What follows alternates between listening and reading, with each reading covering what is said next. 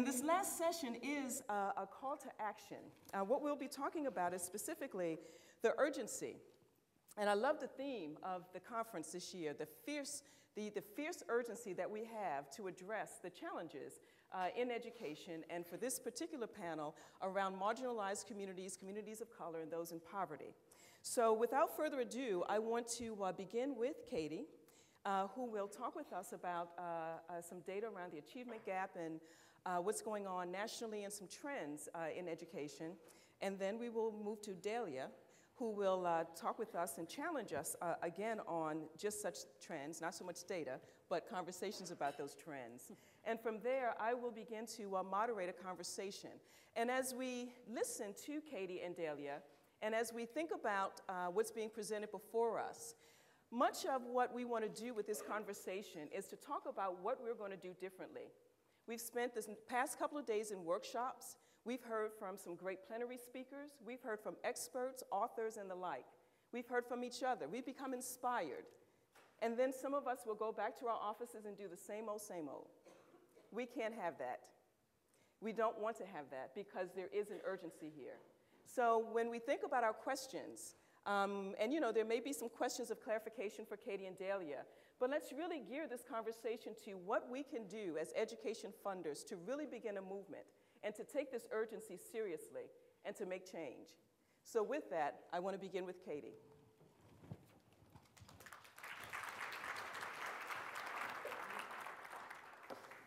So when Chris asked me to substitute for Derek Bell on this, in this panel, closing a conference called The Fierce Urgency of Now, it was, of course, something of a no-brainer.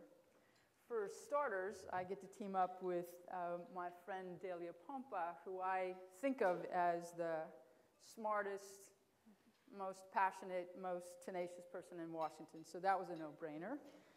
But then there is that theme of fierce urgency, which seems to be my natural state. Indeed, and I suspect I'm not the only person in this room who feels this way, but I've been feeling a burning sense of urgency for so damn long now that I have to work very hard, again, as I'm sure some of you do, not to be simply consumed by it, not to be consumed by the hypocrisy of a nation, not to mention a profession that systematically gives low-income kids and kids of color less of everything that makes a difference in education, but then blames it on the kids and their parents when they don't perform so well on tests. Not to be consumed by reformers who insist that if we only could really, truly identify teachers who are the best, that poor kids and kids of color will somehow get more of them. Really? Not to be consumed, too, by the reformers, by the hypocrisy of those who argue that all of the bad practice, all the inequity will somehow just go away if we give fewer tests. But that's actually not what Chris asked me to talk with you about today. She asked me to talk with you instead about higher ed, and frankly, that's fine with me. Of course, because it's me, I'm going to show you some numbers, and I'm going to show you numbers really fast because we don't have a lot of time. But just to be clear here about the overarching storyline, it is simply this. Just as we are poised as a country to turn the corner finally, to have college and career-ready standards, not for some of our kids, but for all, just as you saw at this conference, there are incredible high-poverty, high-minority schools around this country that now see sending their kids to college as their responsibility, even if they're poor. Just as poor kids and kids of color themselves vote with their feet to go on to college, guess what's happening in the colleges? They're turning their backs, they're running as fast as they can in the opposite direction. If we don't turn that around, we have a collision of epic proportions, and that's why I'm happy to talk with you about higher ed. So when people in the higher ed sector talk to you, they'll say, look, we made a lot of progress on the access side, and the fact of the matter is that's right. When you look at the data, as you can see here, college-going rates are going up. When you ask the question, how many of our kids are in some sort of post-secondary education within 2 years of graduating from high school, It's roughly 70%.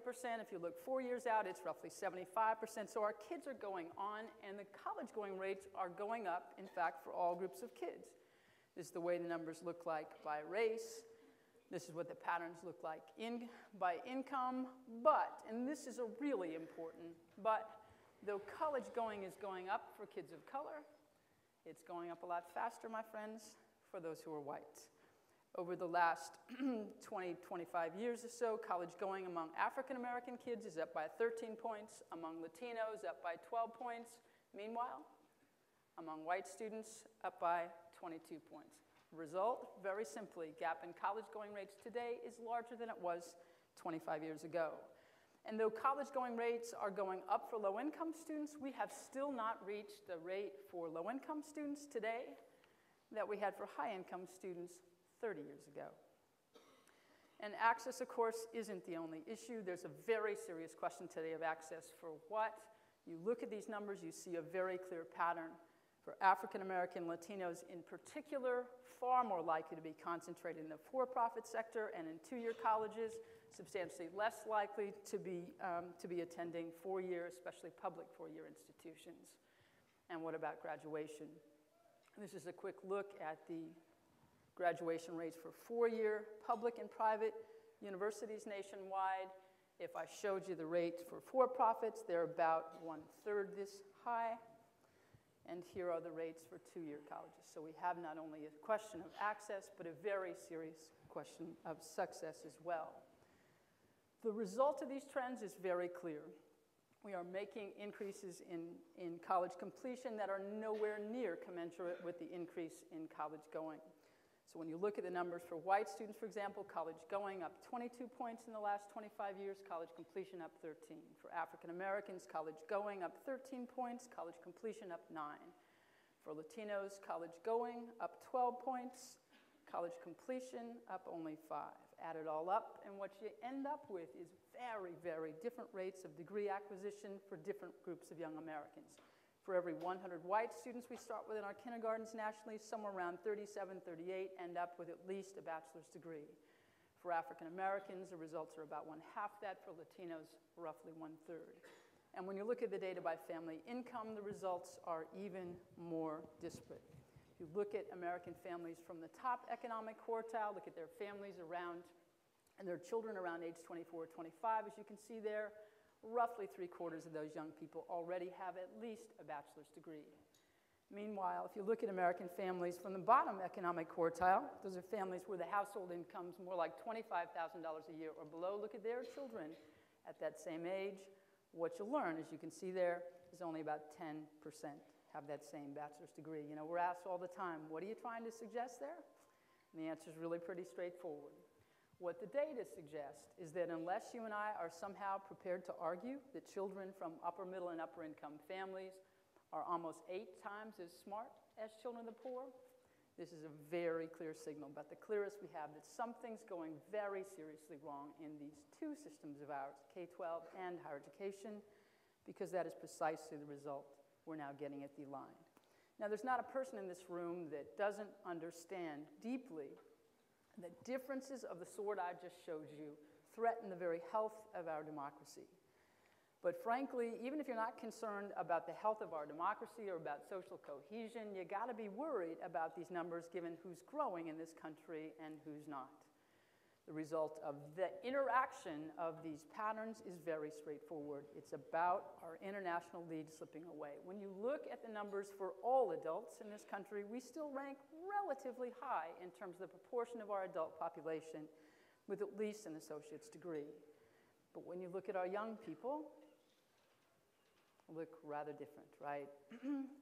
And I think the scariest of all is we are one of only 2 countries in the developed world where today's parents are not able to guarantee better education levels for their young people. In other words, where education levels are no longer moving forward. So what's going on here? The truth of the matter is that most people in higher education would like you to believe that the patterns that I just showed you are mostly about 2 things: lousy high schools and a stingy federal and state policymakers. And the truth of the matter is, of course, they're not all wrong when they say that. Low-income kids and kids of color, as all of you know, continue to be clustered in schools where we spend less on them, where we expect less from them, where we teach them less, and of course, where we assign them our least experienced and least well-educated teachers. While we are making some progress, as all of you in this room know, because you've been at the forefront of that, we're making some progress at the elementary and middle schools. When you look at the data, very encouraging gap narrowing in 4th grade reading, in 4th grade math, even in 8th grade math. But while we've made progress at the elementary and middle school level, we have not yet turned the corner in our high schools. Overall achievement levels, as you can see here, are flat in reading, they are flat in math, and the gaps that separate poor kids from middle-class kids and kids of color from white kids are actually wider at the end of high school today than they were back in 1990. So yes, in fact, preparation is part of the problem. And it is also true that government support for financial aid is part of the problem. Now, interestingly, in recent years, both federal and state governments are, in fact, spending more on student financial aid. In fact, the rate of those increases actually keep pace with the incredible rate of increase in college expenses. But what's changed is who those dollars are being spent on. The dollars are being shifted essentially from low-income students who absolutely need the dollars to go on to college to the middle and upper middle-income students who need them considerably less. Where are those extra dollars going? Again, hugely to students at the top of the income structure, not at the very bottom. And that's true of both federal and state policies. So there's been an increase in financial aid, but a huge shift away from the poor toward middle and upper income students. So yes, student aid, yes, lousy high schools are part of the problem. What's really, really important for you to understand, though, is colleges and universities themselves are hugely important actors in the shrinking drama of educational opportunity in this country. For one thing, most colleges and universities, as I think all of you know, have their own student financial aid money. It's called institutional aid. And they actually control. They make all decisions about who to spend that money in. And the reality is the shifts in the use of institutional aid money, not for low-income students, but for students from high-income categories, is more pronounced than the shift in government aid. When you look at four-year public universities, for example, back in 1995, about 38% of students were from low-income families. They together got about 56% of institutional aid. Today, those students have declined to only 28% of the students in public colleges and universities. They get only 35% of institutional aid. What's happening? We'll take a look. This is a look at institutional aid for private colleges and universities, and as you see, over the 8 years between 1995 and 2003, there was an increase of about $1,700 per student for students from the lowest family income. 52% increase. Meanwhile, what happened to students in the highest income category? Well, they got an average increase of about $3,500 in institutional aid, a whopping increase of 254%. The trends, unfortunately, in public colleges and universities are exactly the same. $415 increase in students from the lowest family income, meanwhile a $542 increase, 227% for students from the highest family income.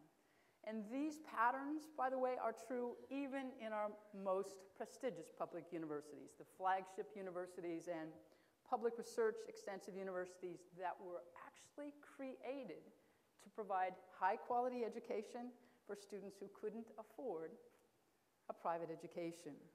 Now, flagships, of course, are our richest universities. They spend more money on their students' financial aid than their students receive from either federal or state sources. Those institutions could, in other words, have chosen to shield low-income students from the effects of increasing tuition. But they actually chose not to do that. What you need to understand is where they're going with their money is they spent $76 million